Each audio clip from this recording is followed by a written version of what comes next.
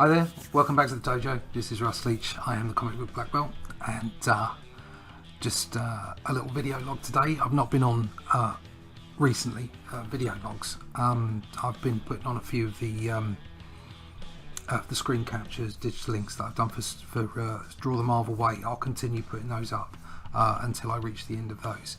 I thought I'd have a little chat about Feast or Famine, working as a freelancer, and the fact that you either seem to be under an absolute pile of work or have nothing to do whatsoever. While I'm chatting, I think I'll probably just put up some of the samples of storyboarding I'm doing at the moment. It's not going to give anything away from the film, and you can just see me sketch those, or at least render the boards. So I'll put that on and keep chatting over the top. So, subject to the day, I thought I'd talk about Feast or Famine, which is an expression that I've heard used and I use now, and it explains or kind of describes the life of a freelancer. So you've either got bundles of work that you find it difficult to get to. There's never enough hours in the day, and you find yourself eating into your weekends and not having any family time while you're desperately trying to get these jobs out, or nothing turns up. And certainly from my perspective, I have a work ethic that was instilled into me via my family and via my environment, and if I've got nothing to do, I feel like I'm cheating myself as well as everybody else. So you kind of have to pull yourself away from the guilt, as it were. So a little background as to where I am right now. For the last 2 months I've been producing storyboards for a film that I'm working on. It's in pre-production, and I've also had a couple of comic strip jobs in that time, but then on top of that I got a couple of quite intense jobs from a couple of new clients, and they were digital storytelling. One was more traditional as far as the look of the comic strip page. The other one was more designed for I suppose mobile devices, but both of them had the essence of splitting the script up into multiple outcomes. It was just the device and the mechanism and the software by which you arrived at those outcomes that were slightly different, and obviously, as I suggested, the final is my phone going off? The final output as well. And they were brand new clients for me, and I couldn't let them down. I really felt like I needed to put in a proper job for them, a good job, and they came just at the wrong time because I was right in the middle of storyboarding, which, to be honest, right at the moment is my primary job. That's the one that I'm giving my most commitment to. It's storyboarding pays well by comparison to publishing and comic strip art, and by comparison to a lot of illustration. But these other two jobs paid well as well, and of course there's the potential for further work down the line. So you can't just look at it from a perspective of being an artist or a comic strip artist or a storyteller. You have to look at it from a perspective of a businessman, or business person, should I say. I'm a man, but a business person. So and understanding how business works, and understanding that you sometimes you have no choice but to get those jobs done. So for the last 6 weeks it's been absolutely manic. I've had no weekends to talk of. A couple of things that I had to do, so I literally had to take time out to help with my son moving and bits and pieces like that, personal stuff, and I couldn't stop that. But other than that, I had no time to myself. And then I find myself this week at the end of a batch of storyboarding, and the storyboarding is going to go away. It's only going to go away for a couple of weeks or so while they pause to do some other pre-production work. And instantly you feel like, foot off the gas, I can have a weekend. And that's a good thing, because I've actually got other people tapping me up to do different work. So something that I am going to be doing very soon and following up with is a story that's based on a poem by Stan Lee, and that poem is owned looked after by a guy called Tim Quinn, who is a veteran editor in the comic book industry, and has worked for Marvel and worked with Stan Lee quite closely. And that's a story for a book for the Lions organisation. It's an international organisation that helps with charities, and it's a book called Heroes, I believe. So anyway, I'll be following up on that and doing YouTube videos for that about the production and how that goes. But that jumped into the space that was vacated by the pause in production work, as well as another couple of bits and pieces that have come in as well, some commissions and what have you. So that's great.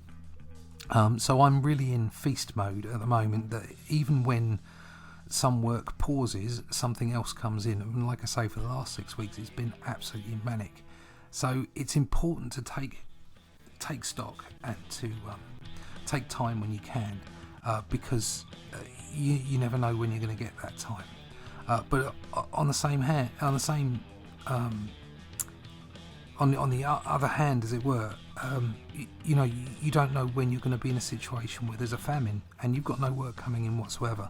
So I suppose there's the basic elements of managing your money and making sure that you have some money for those months that you're not getting much, but also fill in the time. Something that I've come to, and it's very much an evolution of how I see myself working, is I've gone through a process of being paid a page rate and working on some IP that I've been really pleased to have worked on, like Draw the Marvel Way, Doctor Who and Ben 10 and what have you, and being able to work on those books and being paid a page rate for those. But when those books stop, you're just left dangling. You're not an employee.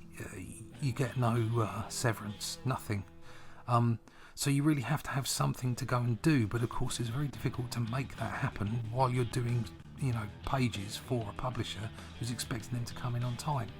So you really must divide yourself up and make sure you give yourself time for your own projects, because having your own intellectual property driving those projects, and especially nowadays with the way things are on YouTube and the way that individual creators are able to communicate directly with a potential customer base, it's even more important. So that's where I'm going now, and hopefully I'm going to be able to solve my feast or famine issue, whereby at the end of my storyboarding gig, which should finish sometime in the autumn, I'm going directly onto my own book with the money that I've made from the individual jobs that I've done up until that moment, and space it out, and then come back in the new year with a book. I'm also going to try and crowdfund that book,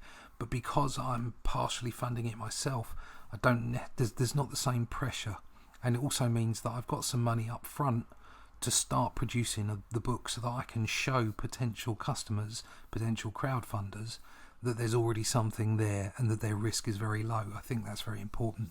Also, it's something to go to publishers with as well, and see if somebody would want to publish the book once I've gotten it out to the initial set of crowdfunding customers and readers. So it's definitely about managing your time, managing your direction, and managing your money, but also about thinking about what am I going to do in those downtimes, and how can I make that my business.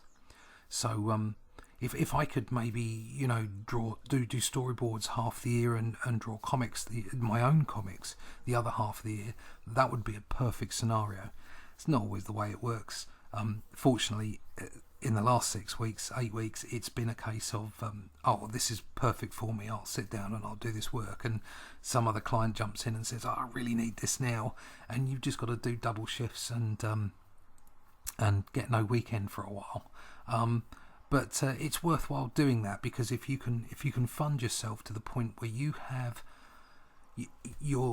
if you're going to have your own intellectual property or your own YouTube channel or whatever it is, but you make that your primary business, which means that if I can get my book to be my primary business, and to be the thing that I focus on, and then the other jobs come in around that, then I can make it a long-term, efficient way of having my career and making money and doing the thing that I love. So I think that's about it, really. I just wanted to get that off my chest, I suppose. Also, just to, show my face like I did at the start of the video, show a little bit of what I've been doing recently, and say I'm still here. I'm doing the rounds again. I've been doing a few live streams. I've been on Marsh's channel, and I spoke to Pete the other day as well. And it's really good. So I'm really glad to be part of the community that's going on at the moment. Like I've said before, it's a business, it's an industry, but within that industry there are communities, and I think I found quite a good one here on YouTube, where we're all just about comics, which is great. So hopefully I'll be able to come back soon with a landing page for my email subscription list, which is next thing on the list after I've done this hero strip in between bouts of storyboarding. So it's great to be busy, and it's really important to not just get to those times when there's no work and think, what am I going to do now, but do several things. One is make sure you get rest, make sure you have time with your family, but also try and find the time for it to be your thing, for it to be your intellectual property, your channel, whatever it is you do, and make that your primary goal, your primary business. So I'm going to go now. I've got lots of things to do. Thanks to everyone who has subscribed. The subscription is going up slowly, but it is going up. It's a real honour to have anybody sit and want to listen to me and to watch my work. Thank you so much for subscribing. Please share the videos if you can, because by sharing directly out of YouTube out onto the internet, it really helps the algorithms and gets more views for the videos. And hit the like button. Please hit that like button. And if you haven't already subscribed and you like what you're hearing, or if you've seen some of the other videos on my channel and you like the artwork, please subscribe to the channel, and also drop me a comment in the comments section.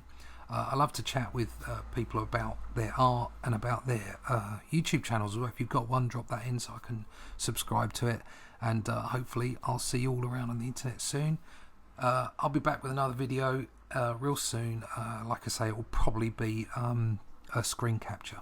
So thanks again for listening, and I'll see you in the dojo again real soon. Bye bye.